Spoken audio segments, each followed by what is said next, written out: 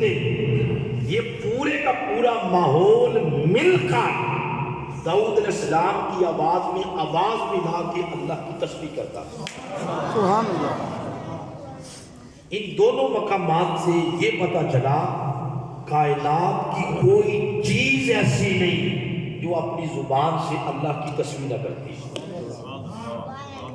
وقت تھوڑا ہے اور بھی آیات کوٹ کی جا سکتی تھی, ساتھ احادیث بھی ملا لیتے. حضرت سعید خدری فرماتے ہیں مجھے حضور علیہ السلام نے فرمایا اے سعید مجھے علم ہے تم بکریاں چرانے جاتے ہو جنگل میں, پھر نماز پڑھتے ہو, آج کے بعد ہر نماز سے پہلے اذان دیا کرو. تو انہوں نے عرض کی حضور اذان تو لوگوں کو بلانے کے لیے دی جاتی ہے, تو میں تو جنگل میں ہوتا ہوں, بکریاں جانور درخت ہوتے ہیں, تو میں نے کن کو بلانا. اس پر حضور علیہ السلام نے فرمایا نہیں ایسا نہیں ہے, جب اللہ کی کبریائی کا اعلان ہوتا تو جہاں جہاں تک اللہ کی کبریائی کے اعلان کی آواز جاتی ہے ہر شے اس کی کبریائی کے اعلان کو سنتی بھی ہے, اور سننے کے بعد ہر شے اللہ کی تسبیح میں مصروف ہو جاتی ہے. سبحان اللہ. اس سے بھی یہی پتہ چلا کہ کوئی چیز ایسی نہیں جو اللہ کی تسبیح نہ کرتی ہے. سیدنا فاروق اعظم رضی اللہ تعالیٰ عنہ فرماتے ہیں ہم حضور علیہ السلام کے ساتھ کبھی کبھار آقا ہمیں کھانے میں شریک کرتے, دعوت دیتے کہ آپ بھی آ جاؤ کھانے میں شریک ہو جاؤ. تو ہم نے کھانا کیا کھانا ہوتا, ہم کو حضور کی عطائیں دیکھتے ہیں, روٹی کا لقمہ کیسے توڑتے ہیں, کیسے پانی پیتے ہیں. تو کہتے ہیں کنا نسمع تسبیح الطعام, ہم اپنے کانوں سے سنتے روٹی کا جو لقمہ دست مصطفیٰ میں جاتا, وہ روٹی کا لقمہ اللہ کی تسبیح کرتا کہ مولا تیرا شکر ہے کہ تیرا محبوب محمد آج ہمیں کھا رہا ہے. سبحان اللہ. سبحان اللہ. روٹی کے لقموں سے اللہ کی تسبیح کی آواز آتی. سبحان اللہ. حضرت سیدنا عثمان غنی رضی اللہ تعالیٰ عنہ فرماتے ہیں میں نے خود دیکھا کہ حضور نے نیچے سے کنکریاں اٹھائی, دست مصطفیٰ میں وہ کنکریاں گئیں, زبان حال سے اللہ کی تسبیح کرنے لگے. تمام احادیث اور آیات سے یہ پتہ چلا کہ کائنات کی ہر چیز اللہ کی تسبیح کرتی ہے. ایک بہت بڑے امام ہیں امام نخعی, وہ فرماتے ہیں حتیٰ کہ یہ دروازے کھڑکیاں دروازے چھت بالے یہ در و دیوار گھروں کی کوئی چیز ایسی نہیں جو ہمہ وقت اللہ کی زبان حال سے تسبیح کرتی. تو اس 15-20 منٹ کی گفتگو سے نچوڑ یہ نکلا کائنات کی ہر چیز بولے کیا کرتی ہے اللہ کی تسبیح. ایک دفعہ بلند آواز سے تسبیح آپ بھی کریں ذرا. سبحان اللہ. اب آگے چلتے ہیں. جب ہر چیز اللہ کی تسبیح کرتی ہے تو یہ انسان بھی کرتا ہے, انسان بھی کرتا ہے. لیکن انسان کے دو اللہ پاک نے سٹیٹس بنائے ہیں. جو لوگ واٹس ایپ استعمال کرتے ہیں موبائل پر, انہیں تو سٹیٹس کا پتہ ہے نا سٹیٹس کیا ہوتا ہے. تو اللہ نے انسان کو دو منصب دیے ہیں, دو عہدے دیے, دو سٹیٹس دیے. اس انسان کا ایک منصب یہ ہے, یہ جو میں جملہ بولنے لگا ہوں اس کو ذہن میں جگہ دیں. اس انسان کا ایک سٹیٹس یہ ہے کہ یہ جمع الخلق ہے, جمع الخلق, بولے ذرا جمع الخلق. دوسرا سٹیٹس یہ ہے کہ یہ اشرف الخلق ہے, سبحان اللہ. یعنی مخلوقات میں سے افضل الاعلیٰ. جمع الخلق کا معنی یہ ہے کہ اللہ نے انسان کو کائنات کا مجموعہ بنایا. اللہ پاک کی تسبیحات کی جو جو شکل ایک ایک مخلوق میں الگ الگ پائی جاتی ہے, یعنی ستاروں کی تسبیح الگ ہے, چاند کی الگ, سورج کی الگ, سیاروں کی الگ, جنات کی الگ, درختوں کی الگ, جانوروں کی الگ, پتھروں کی الگ, پانی کی الگ. آسمان کی تسبیح الگ ہے, زمین کی تسبیح الگ ہے. جو سیارے تسبیح کرتے ہیں وہ ستارے نہیں کرتے، ستاروں والی تسبیح چاند نہیں کرتا، چاند والی جنات نہیں کرتے، جنات والی درخت نہیں کرتے۔ ہر ایک کی تسبیح کا اپنا اپنا انداز ہے۔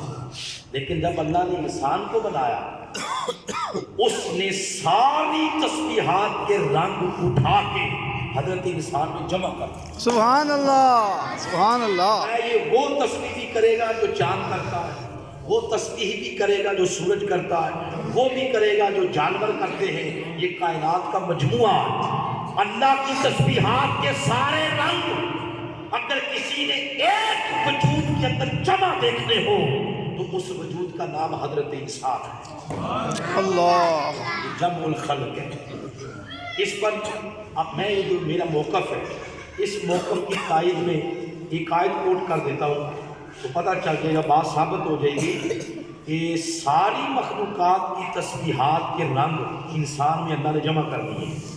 کبھی سورہ بقرہ کو پڑھیں، اس کی 29 نمبر آیت ہے، اس کے اندر اللہ پاک نے فرمایا وَإِذْ قَالَ رَبُّكَ لِلْمَلَائِكَةِ إِنِّي جَاعِلٌ فِي الْأَرْضِ خَلِيفَةً، فرشتوں سے فرمایا فرشتوں میں زمین پہ اپنا خلیفہ بنانے لگا ہوں انسان کو۔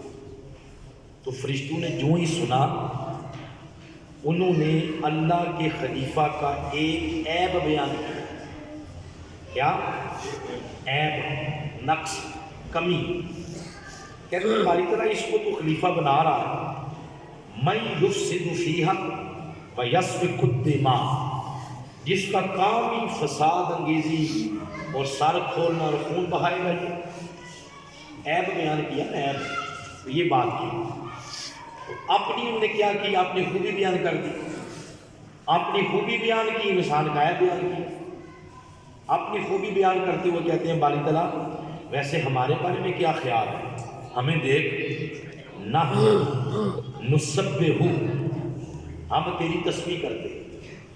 ہم کیا کرتے ہیں؟ تیری تسبیح، تیری تسبیح کرتے ہیں۔ اپنی بیان کی خوبی اور انسان کا بیان کیا عیب۔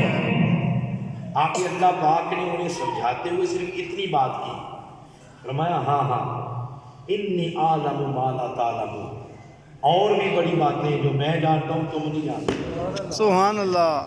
یہ بات اصل میں بتانا کیا مقصود تھا؟ آپ نے سن رکھا ہوگا جو فرشتہ قیام کے اندر ہے، ازل سے اب تک قیام نہیں رہے گا، اس کی تسبیح قیام ہی ہے۔ جو رکوع میں ہے ازل سے اب تک رکوع میں رہے گا، یہ فرشتوں کی بات ہو رہی ہے۔ جو سجدے میں ہے وہ فرشتہ ازل سے اب تک سجدے میں رہے گا۔ سبحان اللہ۔ جو قاعدے میں ہے وہ ازل سے اب تک قاعدے میں رہے گا۔ اور میں فرشتوں تسبیح یہ بھی بڑی کرے گا، انسان بھی بڑی کرے گا۔ تم جو قیام میں ہے قیامت تک قیام میں رہے گا، جو رکوع میں ہے قیامت تک رکوع میں رہے گا، مگر یہ انسان یہ رکوع بھی کرے گا، قیام بھی کرے گا، سجدہ بھی کرے گا، قاعدہ بھی کرے گا۔ پتہ چل گیا تسبیح کے وہ رنگ جو باقی ساری مخلوقات میں الگ الگ بکھرے پڑے ہیں، جب اللہ نے انسان کو بنایا سارے اٹھا کے اس میں جمع کر دیا۔ اس لیے اس کو کہتے ہیں جمع الخلق۔ دوسرا سٹیٹس ہے انسان کا، وہ ہے اشرف الخلق۔ بولے ذرا لفظ اشرف الخلق، اس کا معنی ہے تمام مخلوقات میں سے افضل وہ انسان ہے۔ نباتات، جمادات، حیوانات، حتیٰ کہ فرشتوں سے بھی افضل انسان ہے۔ فرشتوں سے بھی، آپ سے فرشتے افضل نہیں ہیں۔ علامہ اقبال نے فرمایا فرشتوں سے بہتر ہے انسان بننا۔ لیکن آگے ایک اور بھی بات کی ہے، اس میں لگتی ہے محنت تھوڑی زیادہ۔ اچھا، تو فرشتوں سے بھی افضل ہے۔ جب یہ اشرف مخلوقات فرشتوں سے بھی افضل ہے تو یہ جو اس کا مقام ہے نا، یہ تقاضا کرتا ہے، یہ بات بڑی عام ہے۔ اس سوال کا جواب ہے کہ وہ کون سی تسبیح ہے جس کے کرنے سے جنت میں درخت لگتا ہے۔ سبحان اللہ۔ اب وہ بات آ رہی ہے، تو یہ اشرف المخلوقات ہے، اس کا مقام تقاضا کرتا ہے کہ اس کے اندر تسبیح کی ایک شکل ایسی پائی جائے جو باقی کسی مخلوق میں نہیں، وہ صرف انسان ہی کرتا اور کوئی شے نہیں کرتی۔ وہ کون سی تسبیح ہے؟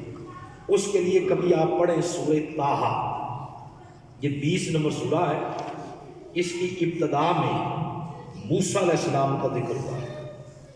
موسیٰ علیہ السلام کو اللہ نے فرمایا اذهب الی فرعون انہ طغیٰ، جا موسیٰ جا کے ذرا فرعون کی خبر تو لے، اس نے میری مخلوق پر بڑے ظلم کے پہاڑ توڑ رکھے ہیں۔ یہ حکم اللہ نے کس کو دیا؟ موسیٰ علیہ السلام۔ موسیٰ علیہ السلام کو۔ فرعون کون ہے؟ اس وقت کا بادشاہ۔ فرمایا جا بادشاہ کو لگام دے۔ کیا خیال ہے جب موسیٰ علیہ السلام نے فرعون کے خلاف آواز بلند کی ہوگی، اس دور کے جو بادشاہ کے چمچے کڑچے ہوں گے وہ موسیٰ علیہ السلام کے خلاف نہیں ہوئے ہوں گے؟ خلاف ہوئے ہوں گے۔ وہ کہتے ہوں گے تمہیں کیا ہو گیا؟ بادشاہوں کے ساتھ ٹکرے لینا اور بھگتوں کے ساتھ، تمہیں کیا ہوگا؟ سیدھی سادھی نماز پڑھو، اپنا کام کرو، تمہیں کیا ہو گیا؟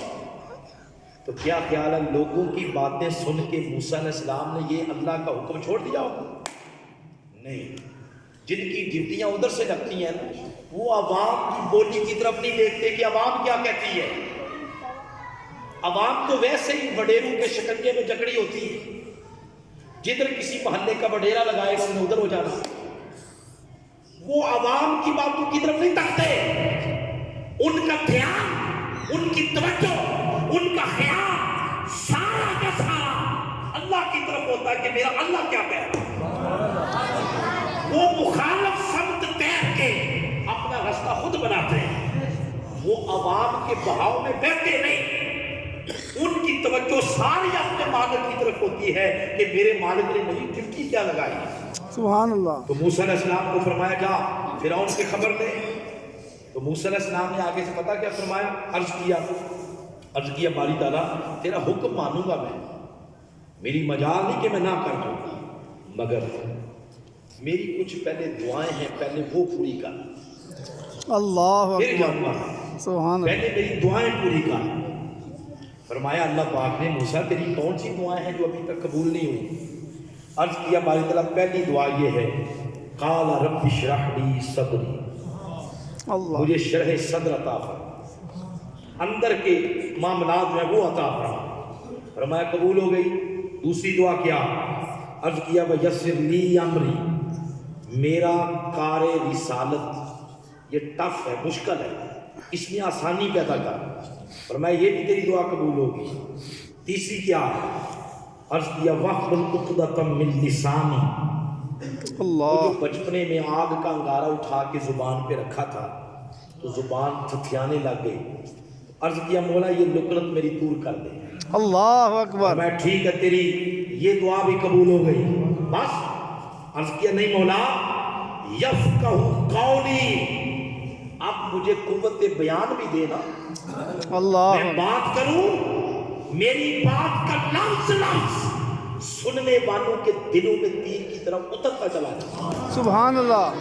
فرمایا تیری یہ دعا بھی قبول ہوگی۔ اور عرض کیا وج اکیلا ہوں مولا، تو نے ڈیوٹی بڑی لگا دی ہے، وجعل لی وزیرا من اہلی، میرا کوئی وزیری بنا دے، مددگار سپورٹر بنا میرا، من اہلی میرے گھر سے ہونا چاہیے، نام اس کا ہے ہارون، اللہ۔ رشتہ بھی بتا دیا اخی، بھائی۔ میرا کیا لگتا ہے؟ بھائی۔ بھائی۔ اشدد بہ اذری، اس کے ساتھ میری کمر کو مضبوط کر۔ اللہ۔ جیسے رومی کشمیر آپ نے کھڑی میں نے فرمایا بھائی پائیاں دیاں باؤں۔ باواں، یعنی میرے بھائی کو میرا دست و بازو بنا، وَأَشْرِكْهُ فِي أَمْرِي، اور میرے جملہ معاملات میں اس کو شریک کر۔ دعائیں یہاں آ کے مکمل ہوئی۔ دعائیں شروع ہوئی آیت نمبر 25 سے اور 32 پر آ کے ختم ہوئی۔ گویا 7 آیتوں کے اندر دعائیں ہیں۔ آگے اللہ نے فرمایا موسیٰ یہ ڈھیر ساری چیزیں تو نے مانگ لی ہیں، ان کا تو نے کرنا کیا ہے؟ یہ جو چیزیں تو نے مانگی ہیں تو نے کیا کرنا ہے چیزوں کا؟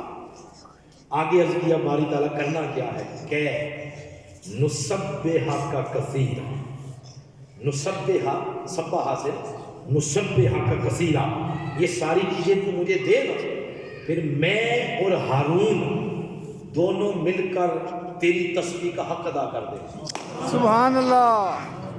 اب جب آپ نے یہ بات سن لی، سمجھ لی، تھوڑا سا اپنا ذہن دوڑائیں۔ جس تسبیح کی بات موسیٰ علیہ السلام کر رہے ہیں، اس تسبیح سے مراد یہ تھی نہیں، یا یہ تو اتنے چھوٹی ہوگی تو کیا خیال ہے؟ ان کی اس سے مراد یہ تھی کہ 1000 دانے کی تسبیح بنوا لیں گے دونوں بھائی، اور فرعون کے تخت کے سامنے جا کر کہیں گے سبحان اللہ سبحان اللہ سبحان اللہ۔ یہ تسبیح نہیں تھی مراد۔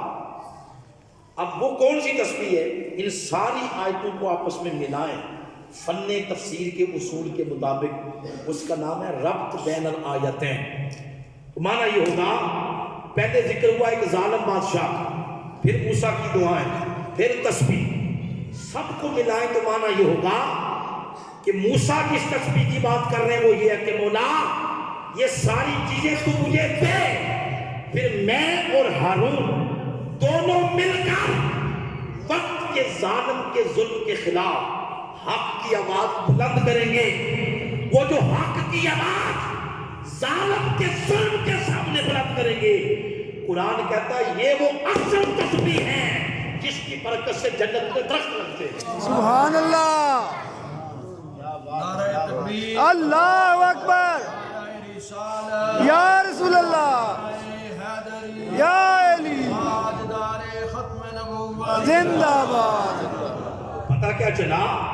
وہ اصل تسبیح جس نے انسان کو اشرف المخلوقات بنا دیا، سب سے اعلیٰ مخلوقات، وہ تسبیح یہ ہے کہ اپنی ہمدردیاں، اپنی توانائیاں، چاہے وہ مالی ہوں، جسمانی ہوں، وہ علمی ہوں، ذہنی ہوں، فکری ہوں، وہ ساری توانائیاں ظالم کے پلڑے میں نہیں رکھنی، وہ ساری توانائیاں مظلوم کے پلڑے میں رکھنی۔ اور اگر زندگی ساری ظالموں کا ساتھ دیتے رہیں، اس کے ساتھ پھر بے شک نمازیں پڑھیں، آپ روزے رکھیں، داڑیاں رکھیں، جتنی مرضی بڑی رکھ لیں، ہر سال عمرے پہ جائیں، ساتھ آپ دیتے ظالموں کا ہے، تو پھر یہ ساری عبادات ان کو اللہ ایک کپڑے میں باندھ کے تو آپ کو واپس دے گا، رکھ لو، میں نہیں اس کا محتاج۔ غریب پستے رہے ظلم کے شکنجوں میں، ان کی آہ کو سننے والا نہیں تھا، لوگ لوگوں پر ظلم کرتے، تم اپنی موت میں مست رہے۔ اصل تسبیح اور عبادت جو بندے کو اللہ کے قریب کرتی ہے، اشرف المخلوقات بناتی ہے، وہ یہ ہے کہ بندہ بندے کے کام آئے، بندہ مشکل میں مبتلا لوگوں کی مشکل دور کرے، مصیبت میں مبتلا بندوں کی مصیبت دور کرے۔ اس لیے علامہ اقبال نے فرمایا، درد دل کے واسطے پیدا کیا انسان کو، ورنہ طاعت کے لیے کچھ کم نہ تھے کروبیاں فرشتے، طاعت کرنے والے تو وہ بھی بڑے تھے۔ تو اصل تسبیح جو بندے کو اشرف المخلوقات کے مقام پر فائز کرتی ہے وہ کیا ہے؟ بندے کے درد بانٹے، دکھ بانٹے۔ بات سمجھ آئیے؟ بولے نا، یہ ہے وہ تسبیح، یہ وہ تسبیح ہے جو بندہ کرے تو جنت میں درخت لگتے ہیں۔ اب تسبیح کا ایک اور انداز بھی سن لیں، یہ سورہ نون والقلم کے اندر ہے، سورۃ القلم کے اندر بہت پیاری بات کی ہے، اس میں بھی 68 نمبر سورہ ہے یہ بات کی ہے یمن کی، آیت نمبر 29 سے فرمایا، قال اوسطہم الم اقل لکم لولا تسبحون، فرمایا وہ جو 3 بھائی تھے یمن میں، ان میں سے ایک بھائی باقی 2 سے کہتا تھا کہ میرے بھائیوں میں نہیں تمہیں کہتا تھا تم اللہ کی تسبیح کیوں نہیں کرتے۔ یہ ایک پورا واقعہ ہے، جس ملک کا ہے اس ملک کا نام ہے یمن، وہی ملک ہے جس کی برکت کی حضور نے دعا کی۔ حضور دعا فرما رہے تھے، اللہم بارک لنا فی یمننا وفی شامنا، اے اللہ میرے یمن میں اور ہمارے شام میں برکت دے۔ ایک بندہ سامنے سے آگے ہو کے آیا، عرض کرتا ہے حضور نجد کے لیے بھی کریں، فرمایا نہیں نجد کے لیے نہیں کروں گا، کیوں؟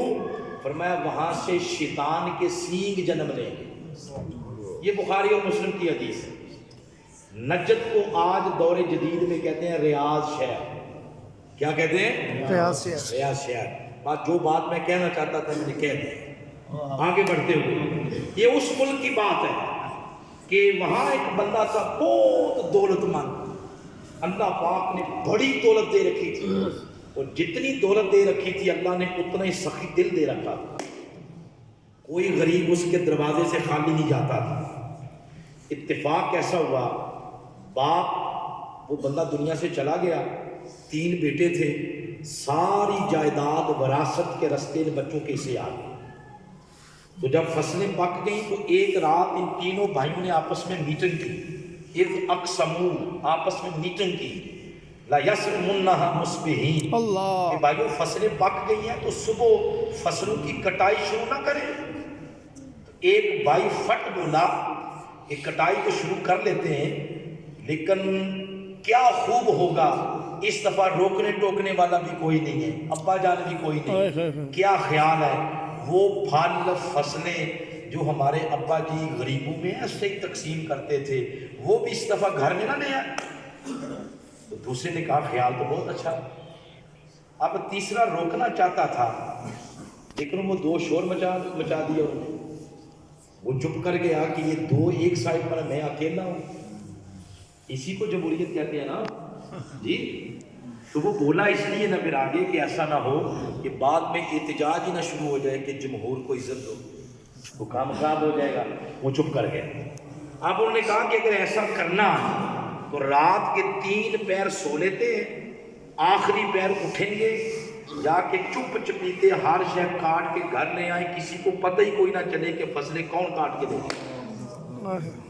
اب یہ آپس میں صلاح مشورہ کر کے وَهُمْ نَائِمُونَ، وہ سو گئے، فَطَافَ عَلَيْهَا طَائِفٌ مِّن رَبِّكَ وَهُمْ نَائِمُونَ، وہ سو گئے مگر رب کی طرف سے کوئی آیا ان کے فصلوں اور باغات سے چکر لگا کے چلا گیا۔ فَأَصْبَحَتْ كَالصَّرِيمِ، صبح ہونے تک ساری فصلیں جل کے راکھ ہو گئی۔ ان کو نہیں پتا، یہ تو اللہ تصویر کا دوسرا رخ ہمیں بتا رہا تھا۔ فَتَنَادَوْا مُصْبِحِينَ، یہ پھر ادھر بڑے خوش خوش ایک دوسرے کو صبح جگانے لگے۔ جب رستے میں جا رہے تھے درانتیاں پکڑے، بوریاں کپڑے لیے، خوش خوش ایک دوسرے کے کانوں میں کہتے ہیں فَانْطَلَقُوا وَهُمْ يَتَخَافَتُونَ، جلدی جلدی چلیں، جلدی جلدی چلیں، اللہ يَدْخُلَنَّهَا الْيَوْمَ عَلَيْكُمْ مِسْكِين، آج کوئی مارا بندہ اپنا حق لینے کے لیے ہماری فصلوں میں داخل نہیں ہونا چاہیے۔ لیکن جو ہی فصلوں کے قریب پہنچے دیکھا ہر شے جل کے راکھ ہو چکی ہے، ایک دوسرے کو دیکھ کے کہتے ہیں فَلَمَّا رَأَوْهَا قَالُوا إِنَّنَا ضَالُّونَ، کہتے ہیں لگتا یوں ہے رستہ بھول گئے ہیں، ہماری فصلیں ایسی تو نہیں تھی، راستہ بھول تو نہیں گئے۔ اب وہ عقل مند بھائی بولا، اب بولا تو کیا تھا، جب چڑیاں چگ گئیں کھیت، ہمارے معاشرے میں بھی عقل مند کی بات ہمیں بہت بعد میں یاد آتی ہے۔ پہلے ہمارے سر پہ خماری چڑھی ہوتی ہے، وہ پتیلا کہتا رہتا ہے اڑ جائے گی ایسی ہر شے ہواؤں میں، تمہیں کچھ نہیں ملے گا، لیکن بعد میں پتہ چلتا ہے جب چڑیاں چگ گئی اب کیا بچتا نا۔ خیر جو بات کرنا وہ یہ، اس نے کہا میرے بھائیوں راستہ نہیں بھولے، فَنَحْنُ مَحْرُومُونَ، ہمیں اللہ نے اپنی رحمت سے نکال دیا ہے۔ قَالَ أَوْسَطُهُمْ أَلَمْ أَقُلْ لَكُمْ لَوْلَا تُسَبِّحُونَ، میں نہیں تمہیں کہتا تھا کہ رب کی اصل تسبیح وہی تھی جو کام ہمارا باپ کیا کرتا، اصل تسبیح وہی تھی۔ ہمارا باپ لوگوں کو اپنی خوشیوں میں شریک کرتا، اپنے مال و دولت میں شریک کرتا، اللہ کرم کے اور دروازے کھولتا تھا، ہم نے لوگوں کو اپنی خوشیوں سے نکالنا چاہا، رب نے ہمیں اپنی رحمت سے نکال دیا۔ اس مقام سے بھی کیا پتا چلا، اصل تسبیح یہی ہے کہ بندہ بندے کے کام۔ اب اس پورے سینیریو میں ذرا اپنا فوٹو دیکھیں، ان ساری باتوں کو بنا لیں نا آئینہ، اور اپنے آپ کو دیکھیں، ہم کتنے پانی میں ہیں، کیا ہم میں سے ہماری شر سے دوسرا محفوظ ہے؟ ہماری آنکھوں سے کسی کی عزت محفوظ کوئی نہیں۔ جوانوں کا کام ہی بہترین مشغلہ یہ ہے لوگوں کی خواتین کو موبائل پہ بلیک میل کرنا، بہترین مشغلہ جوانوں کا آج کل یہی ہے۔ اور جو جن کو اوپر ہاتھ پڑتا ہے وہ کرپشن کرتے ہیں، بجلی چوری کرتے ہیں، گیس چوری کرتے ہیں، اپنے ملک کی جڑیں کاٹتے ہیں، بلیئر کے پھٹوں پہ جوانیاں ضائع کرتے ہیں، لوگوں کی زمینوں پہ قبضے کرتے ہیں، چوریاں، حقوق سلب کیے جاتے ہیں۔ اور کوشش یہ ہوتی ہے کہ اگر اگلے کی کوئی فٹ ڈیڑھ زمین قبضہ ہو سکتا ہے آسانی سے تو کر لو، کام یہ ہے۔ اور پھر کہتے ہیں کہ یہ بارش ہو نہیں رہی، بارش ہو جائے تو سنبھالی کو نہیں جاتی۔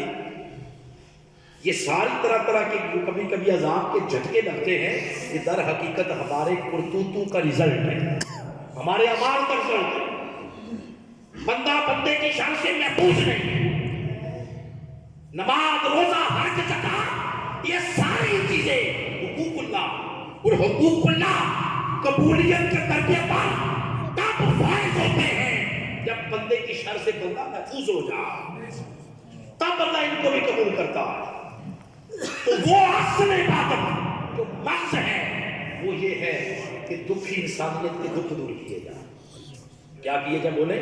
دکھی انسانیت کے دکھ دور کے جائیں۔ پھر یہ جو ہمارا خطہ ہے، ہم اولیاء کرام کو ماننے والے ہیں، ہمارے ہاتھ میں دامن ہے اولیاء کا۔ اولیاء یہ لفظ جمع ہے، اس کی واحد ہے ولی۔ ولی کا معنی اللہ کا دوست۔ کیا معنی ہے؟ اللہ کا دوست۔ اللہ اپنا دوست کسے بناتا ہے؟ تو میں ایک ولی کی بات کرنے لگا ہوں، خواجہ معین الدین چشتی اجمیری رضی اللہ تعالیٰ عنہ۔ آپ کا جب دسترخوان لگتا ہے دسترخوان، تو دسترخوان پہ کھانا کھانے والوں میں لا الہ الا اللہ محمد رسول اللہ پڑھنے والے بھی ہوتے اور رام رام پڑھنے والے بھی آتے ہیں۔ رام رام پڑھنے والے بھی کبھی انہوں نے دسترخوان سے اٹھایا نہیں تھا کہ تو رام رام کرتا۔ نتیجہ کیا ہوتا؟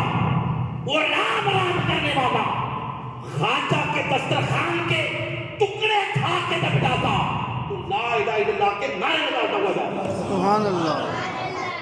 انسان دوست مذہب پوری دنیا میں صرف دین اسلام ہے، انسان دوست۔ باقی کوئی بھی مذہب اور مسلک ہے اس میں یا افراد ہے یا تفرید ہے۔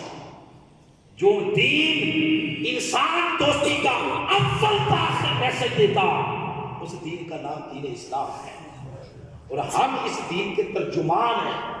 اور اگر ہماری شر سے لوگ محفوظ نہیں ہوں گے تو پھر ہمیں حق نہیں بنتا یہ کہلوانے کا کہ ہم سب سے اشرف ہیں اور اکرم ہیں اور اعلیٰ۔ بس یہاں پہ گفتگو تقریباً ختم ہو چکی ہے یہ بات سنا کر۔ یہ بات جو اگلی سنانے لگا ہوں، یہ ہماری دھرتی کے ایک رائٹر ہیں صوفی رحمت اللہ سبحانی، ان کی کتاب ہے مخزن اخلاق۔ اس کے اندر انہوں نے ایک چھوٹا سا واقعہ لکھا ہے، بڑا پیارا، 10 منٹ رہ گئے تو اسی کے اندر گفتگو مکمل ہو جائے گی۔ وہ لکھتے ہیں سلطان سنجر کا ایک واقعہ لکھا ہوا، تاریخی بادشاہ۔ جیسے ترکوں نے ارطغرل پر ڈرامہ بنایا، ایسے انہوں نے سلطان سنجر پہ بھی بنایا۔ وہ سیریل چل رہی ہے۔ 40 سال سلطان سنجر نے حکمرانی کی، اور حکمرانی کرنے کے بعد ایک دن اس کے ذہن میں آیا کہ میں بادشاہ ہوں تو ارکان خمسہ میں سے ایک رکن رہتا ہے حج۔ تو اللہ نے یہ پوچھ لیا کہ بھئی تم نے حج نہیں کیا تو میں کیا جواب دوں؟ اللہ۔ اس نے صبح اپنی کیبنٹ کو اکٹھا کیا اور کہا کہ میں حج کرنے جا رہا ہوں، اور اس کے بعد میں نے آنا کوئی، ادھر دیکھیں آخری بات ابھی سن لیتے ہو، پتہ کیا کہا کہ اس کے بعد میں نے آنا کوئی نہیں، ادھر ہی بیٹھ کے میں اللہ اللہ کروں، تو کیا میرے بعد حکومت سنبھال لو گے؟ ویسے یہ آپشن اگر ہمیں دیا جائے نا، ہمیں ہر بندہ کہے گا کہ مجھ سے تو بڑا لائق ہی کوئی نہیں۔ پنجابی میں کہتے ہیں ڈیڑھا کپو کوئی لا۔ اچھا وہ ایماندار لوگ تھے، انہوں نے کہا نہیں ہم تو نہیں پلا سکتے۔ رات بھر بادشاہ پریشان رہا، سوچتا ہے کیا کریں۔ صبح پھر اس کے ذہن میں ایک اور ترکیب آئی، اس نے کہا کہ ایسا نہیں ہو سکتا کہ میں ساتھ والے جنگل میں چلا جایا کروں اور 2 گھنٹے وہاں یکسوئی میں بیٹھ کے میں عبادت کروں، کوئی بندہ میرے پاس نہ ادھر ہو، تو ان 2 گھنٹوں میں تو نظام چلا دو گے نا؟ تو سب نے کہا کہ یہ تو ہم کر لیں گے۔ شاہی اعلان ہو گیا کہ اس ٹائم سے لے کر اس ٹائم تک بادشاہ صاحب جنگل جائیں گے عبادت کرنے، تو کوئی ان کو ڈسٹرب نہیں کرے گا۔ بادشاہ صاحب پہلے دن چلے گئے، بیٹھ کے ادھر انہماک کے ساتھ اللہ کی عبادت، قریب سے کہ بابا جی گزرے، انہوں نے دیکھا نہ کوئی چوکیدار، نہ کوئی گارڈ، نہ کوئی سپاہی۔ آج تو بادشاہ صاحب کی جی بھر کے باتیں ہو سکتی ہیں۔ بابا جی بھی پاس بیٹھے سلام کیا، مگر آگے سے جواب ہی کوئی نہ آیا۔ پھر سلام کیا، کوئی نہیں۔ آگے بڑھ کے بابا جی نے ہلایا بادشاہ صاحب نے جب ایسے دیکھا نا گھور کے، تو بابا جی کو تب پتہ چلا کہ سورج تو 1:15 پہ کام تو بڑا خراب ہے۔ انہوں نے آگے سے جھڑکا کہ بابا تو نے شاہی اعلان نہیں سنا؟ وہ بابا جی نے کہا کہ جان کی امان پاؤں، میں تو کہیں گیا ہوا تھا، مجھے تو نہیں پتا کہ کیا شاہی اعلان ہوا ہے۔ تو خیر انہیں آگے سے بتا کے کہا آپ جائیں اپنا کام کریں۔ تو بابا جی نے کہا کہ اگر ڈسٹرب کاری دیا ہے تو یہ تو بتا دیں۔ وہ ساری رعایا کو چھوڑ کے ادھر جنگل میں اکیلے بیٹھ کے سر نیچے کر کے کیا کر رہے ہیں آپ؟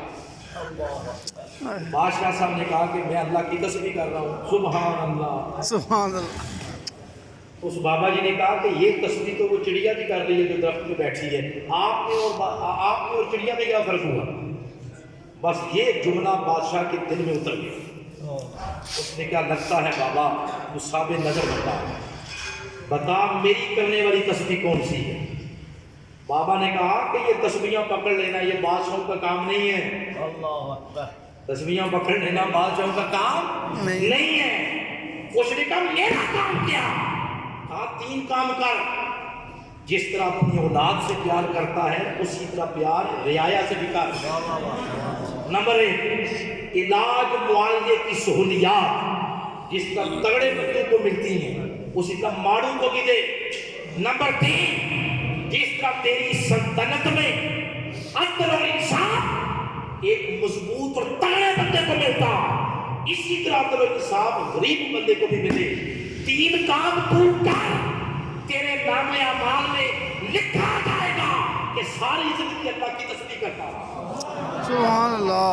بادشاہوں کی تسبیح کرنے والی یہ رعایا کے کام کیے جائیں، ان کو سہولیات پرووائڈ کی جائے۔